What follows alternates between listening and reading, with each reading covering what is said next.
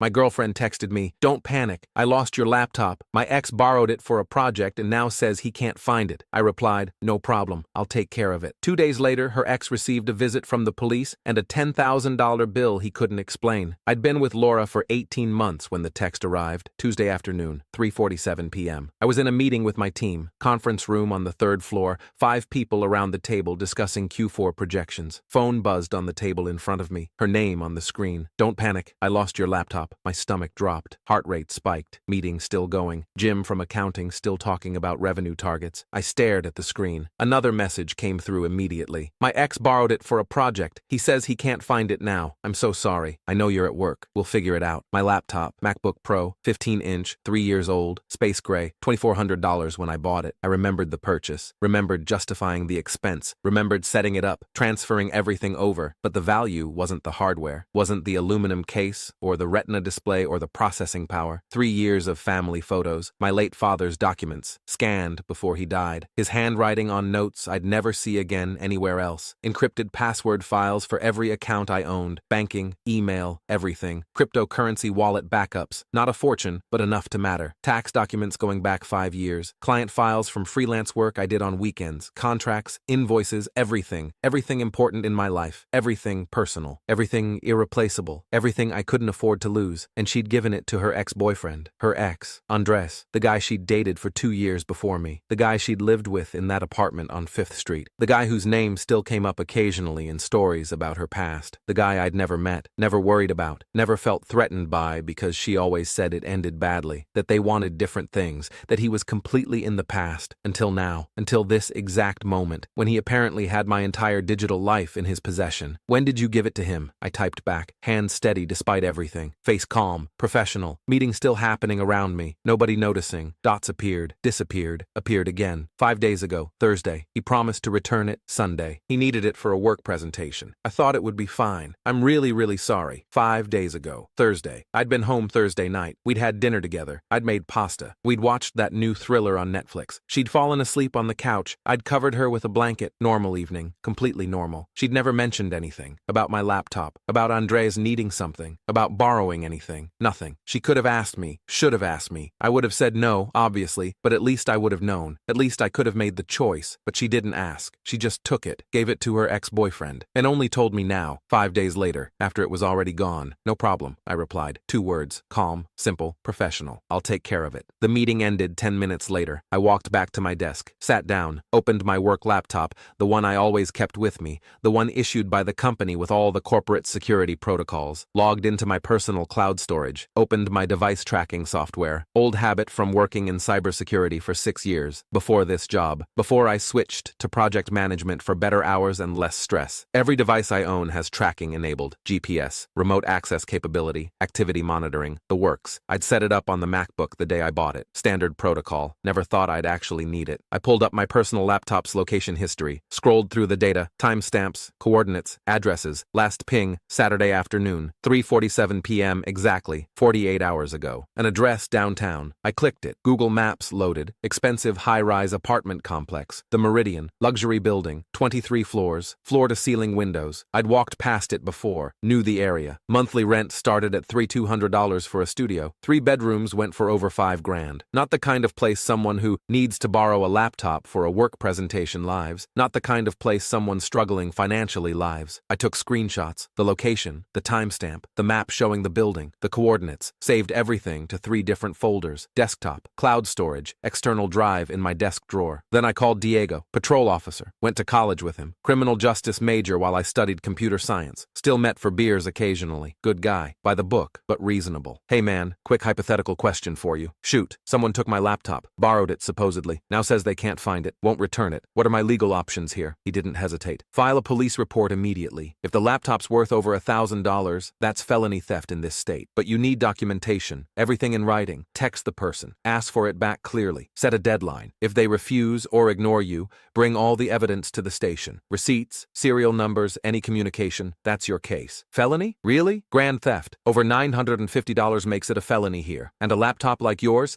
Definitely over that threshold. But seriously, get everything documented. Text messages are your best friend here. Thanks, man. I appreciate it. No problem. And hey, file that report sooner rather than later. The faster you move, proof, the better your case looks. I hung up, thought for a moment, opened a new message. Laura had mentioned Andres enough times over 18 months that I knew his last name, Morales. Finding his contact info took 5 minutes on social media. Facebook profile set to public. Phone number visible right there. Idiot. I typed, "Hi Andres, this is Laura's boyfriend. She told me she lent you my laptop last week. I need it back by tomorrow evening. Please let me know what time works for you to return it. Thanks." Professional, polite, clear deadline, reasonable tone. Everything Diego said to do. Sent it at 4:23 p.m. 3 hours passed. I worked, finished emails, closed out reports, went home at 6. No response from Andres. Laura came home around 7. Key in the door, grocery bags. She'd stopped at Whole Foods, trying to be normal, trying to smooth this over with a nice dinner probably. She started talking immediately, fast, nervous, apologetic. Andres was looking everywhere, she said. He felt terrible about this. He'd promised to text me back soon. She was sure it would turn up. Probably left it at a friend's place, or maybe at work. He was checking. "Why didn't you ask my permission?" I asked, standing in the kitchen, arms crossed, voice calm, not angry, just asking a question. I didn't think it was a big deal. She was putting groceries away, not looking at me. "He needed it for a work presentation. His laptop died completely, like won't even turn on. You were at work. I figured it would be fine for a few days. I was gonna tell you, but then it just slipped my mind. It's my laptop, Laura. My personal things are on there. I know, I'm sorry, I really am. I should have asked first." She finally looked at me. "But he'll find it. I'm sure he will. He's responsible. He wouldn't just lose it." Responsible. The word hung there. A responsible person would have returned it Sunday like he promised. A responsible person would have asked permission first. A responsible person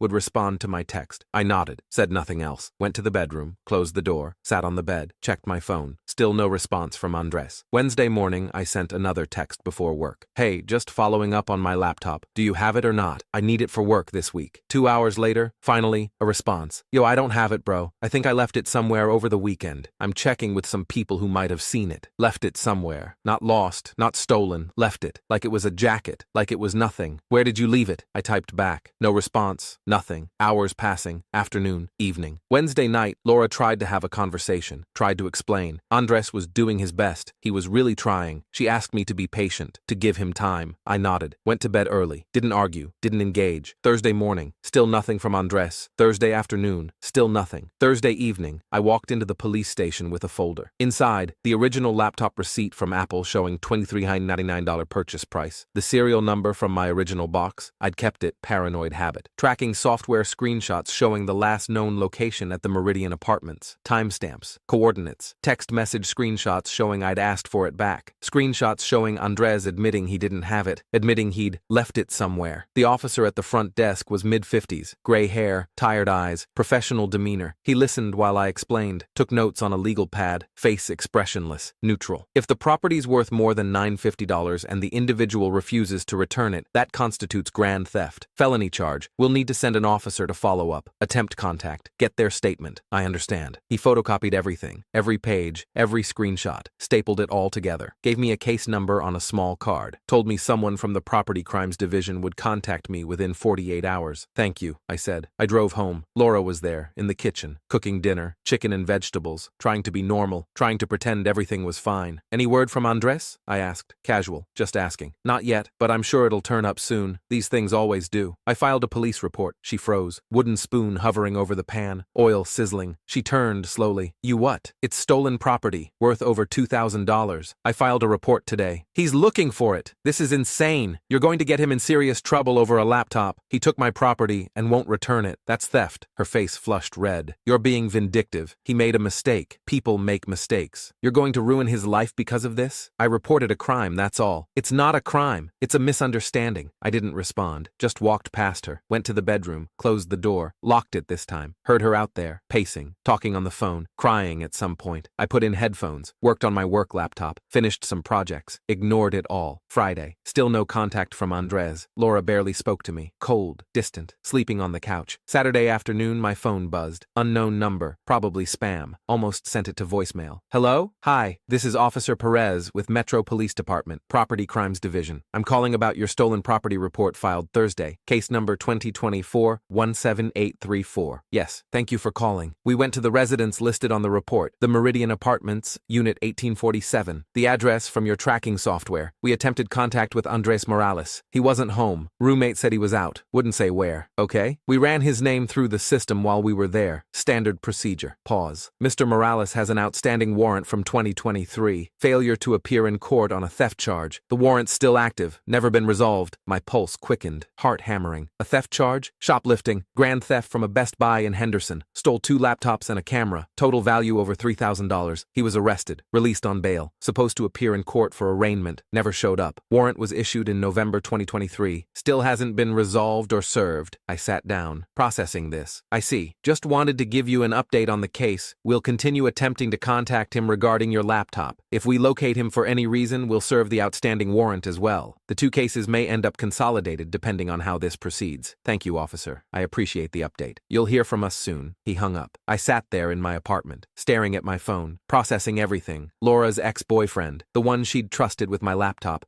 the one she'd defended, the one she said was responsible, had an active warrant for theft, electronics theft specifically, laptops, the exact same type of property he'd now stolen from me, and she'd given him my laptop, without asking, without mentioning his history, without any concern. Laura came home that evening around 8, door opening, keys jingling. She walked in, and I could tell immediately. Face flushed, eyes red, mascara smeared, hair a mess. Door slammed behind her, bags dropped on the floor. Andres called me hysterical. Her voice was shaking, angry, scared. The police went to his apartment, talked to his roommate, asked about him. Did you actually call the police on him? I filed a report. I told you that on Thursday. He's looking for the laptop. This is completely insane. He's going to be in serious trouble now. They're looking for him. Good. He stole my property. You're ruining his life over a stupid laptop. No. He ruined his own life by stealing. Again, apparently. This isn't his first time. She stared at me. What are you talking about? He has an outstanding warrant. For theft. From 2023. He stole laptops from Best Buy. Never showed up to court. There's an active warrant for his arrest. Her face went completely pale. White. Bloodless. That was years ago. That's not fair to bring up. That's completely different. Is it? He stole laptops then. He stole my laptop now. Seems pretty similar to me. He never showed up to court because he had family issues. His mom was sick. He forgot about it. For over a year? She had no response to that. Did you know about this when you gave him my laptop? It doesn't matter. Did you know? Yes. Fine. I knew. But people make mistakes. People change. He's not that person anymore. Really? Because my laptop is still missing, and now the police are involved, and he won't return my texts. Sounds like the same person to me. She grabbed her keys off the counter. You're cold, you're heartless, you don't care about anyone but yourself. I care about my property, and I care that you gave it away without asking. She walked out. Slammed the door so hard a picture frame fell off the wall.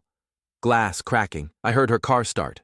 Tires screeching as she left the parking lot. I picked up the broken frame, photo of us from last summer, beach trip, both smiling, looked like different people now, threw it in the trash. Sunday morning, she returned, early, 7 a.m. I heard the key in the lock, heard her come in quietly. I was already awake, coffee brewing, sitting at the kitchen table. She walked in, eyes red and swollen, face blotchy, hair a mess, same clothes from yesterday. She'd been somewhere all night. Andres was arrested. I looked up, said nothing, just waited. They stopped him at a DUI checkpoint early this morning, around 2 a.m., routine check. They ran his name through the system. The warrant came up. They arrested him, took him to county jail. Her voice cracked. He can't post the $5,000 bail. He doesn't have it. His parents don't have it. He's stuck there. I took a sip of coffee, looked at her. Where's my laptop? She stared at me like I'd slapped her. Are you fucking serious? That's all you care about? He's in jail. He's terrified. And you're asking about your laptop? Yes. Where is it? I don't know. He doesn't know either. He thinks maybe it got stolen from his car, or maybe from his friend's place. He can't remember exactly where he left it. His car that wasn't mentioned once in any of our previous conversations until right this second? She said nothing. I set down my coffee, looked at her directly. He has a criminal record for theft, electronics specifically, laptop specifically. Did you know that when you gave him my laptop? Her face crumpled, started crying. That was years ago. He was young. He was stupid. People change. People deserve second chances. He stole my laptop. You don't know that for sure. Then where is it? No answer. Just crying. Hands over her face. I stood up. I didn't get him arrested. His own choices did that. The warrant from 2023. That was his choice. Stealing my laptop. Also his choice. Not showing up to court. His choice. All of it. She grabbed her purse from the counter. I can't be with someone like this. Someone so cold. So willing to destroy someone's life. So vengeful. I'm not vengeful. I'm protecting my property.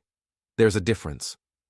She walked to the bedroom, started throwing clothes in a bag, grabbed her toiletries from the bathroom, her laptop from the desk, her books from the shelf, all the things that were definitely, unquestionably, hers. 10 minutes later, she stood at the door, bag over her shoulder, keys in hand. I'll be back for the rest of my stuff later, when you're not here. Fine. She opened the door, stopped, turned back. You know what? I hope you never find that laptop. I hope it's gone forever. Maybe then you'll learn that things don't matter as much as people. People who steal don't matter much to me. She left, door closing softly this time, not slamming, just quiet, final. I sat back down, finished my coffee, felt absolutely nothing. Monday, silence. No texts from Laura, no calls, nothing. Tuesday afternoon, Officer Perez called again. Mr. Chen, Officer Perez from Metro Police, following up on your case. Yes? We obtained a search warrant for Morales' apartment. His roommate consented this morning. We executed the warrant at 9 a.m. My heart rate picked up. And we found your laptop. I let out a breath I didn't know I was holding. Actually exhaled, relief flooding through me. Where was it? In his bedroom closet, master bedroom, back corner, inside a black backpack, North Face brand, buried under clothes and shoes, hidden deliberately, not sitting out, not in plain sight, hidden, so he knew where it was. That's our assessment. Yes, the serial number matches your documentation exactly. We're seizing it as evidence. The prosecutor is now considering filing felony theft charges instead of just the misdemeanor we initially discussed. The deliberate concealment is significant. When can I get it back? Once the case is resolved. Could be a few weeks, could be a few months. Depends on if he takes a plea or goes to trial. We'll keep it secured in evidence. You'll get it back in the same condition, I promise. Thank you, officer. Seriously, thank you. Just doing my job. We'll be in touch. He hung up. I sat there, staring at my phone, processing. He'd hidden it, deliberately, in his closet, under clothes, in a backpack. He'd lied to Laura, told her he lost it, couldn't find it, left it somewhere. All lies. He'd hidden it, kept it, planned to keep it or sell it or who knows what. And Laura had defended him, called me vindictive, called me cold, chosen him over me. I texted her, unblocked her number just for this. They found the laptop, in Andres' closet, hidden in a backpack under his clothes. He lied to you. 3 dots appeared almost immediately, then disappeared, then appeared again. What? Police searched his apartment this morning, found it hidden in his closet. He knew where it was the whole time. He lied. No response. Dots appearing and disappearing, appearing and disappearing. Finally, I don't believe you. I screenshot the text from Officer Perez confirming the laptop was found. Sent it to her. No response. I blocked her number again, permanently this time. 3 weeks later, I got a call from the prosecutor's office. Young woman. Professional. Direct. Mr. Chen, this is Amanda Foster from the district attorney's office. I'm calling about the Andres Morales case. Yes? Mr. Morales accepted a plea deal this morning. Wanted to inform you as the victim. What's the deal? Petty theft, reduced from felony grand theft. His attorney negotiated hard. First-time offense. Well, second if you count the 2023 case. But that was also pled down. Judge agreed to the reduction in exchange for immediate plea and restitution. What does that mean exactly? $20,500 fine paid to the court. 2 years probation. Or the $200 restitution paid directly to you. That's for the laptop's depreciated value and compensation for your time. He's also required to complete 100 hours of community service. And the warrant from 2023? That added additional penalties. Another $3,000 in fees and court costs for failure to appear. Plus, he'd already posted $5,000 bail for the current arrest. Plus his attorney's fees. Probably another $2,000 minimum for this kind of case. I did the math in my head. $2,500 fine, $3,000 in fees, $5,000 bail, $2,000 attorney, $200 restitution. That's $1,700 at minimum. Could be more depending on his attorney's actual fees. All for a laptop he tried to steal. When do I get my laptop back? You can pick it up from evidence starting tomorrow. Case is closed as of this morning. Bring your ID and the case number. Thank you. Thank you for your cooperation, Mr. Chen, and I'm sorry this happened to you. She hung up. I sat there, staring at nothing, thinking about everything. Over $13,000. For my laptop, for lying, for stealing, for hiding it in his closet, for all of it. Thursday afternoon, I drove to the police station. Evidence room in the basement, fluorescent lights, concrete floors, officer behind thick plexiglass, showed my ID, gave the case number, signed paperwork, receipt for 1 MacBook Pro, serial number matching. Officer disappeared into the back. Returned 5 minutes later with a sealed evidence bag. Clear plastic. My laptop inside. Stickers on the case still visible. Apple logo catching the light. Signed more papers. Took the bag. Walked to my car in the parking lot. Sat in the driver's seat. Opened the bag carefully. Pulled out the laptop. It felt lighter than I remembered. Or maybe I just felt lighter. Opened it. Powered it on. Apple logo, loading screen, password prompt, typed my password, desktop loaded, everything there, every folder, every file, every photo. My father's scanned documents, all of it, exactly as I'd left it. Untouched. Safe. Mine. I closed it. Sat there for a moment. Then started the car. Drove home. Never heard from Laura again. Never reached out. Never wanted to. 6 weeks later, a check arrived in the mail. County envelope. Official looking. $1,200. Restitution payment. From the court. From Andres Morales via the probation department. I deposited it mobile. Used it to upgrade my laptop's hard drive from 512 GB to 1 TB. Added better encryption software. Better tracking. Better everything. And installed tracking on every single device I owned. Phone, tablet, headphones, watch, everything, just in case.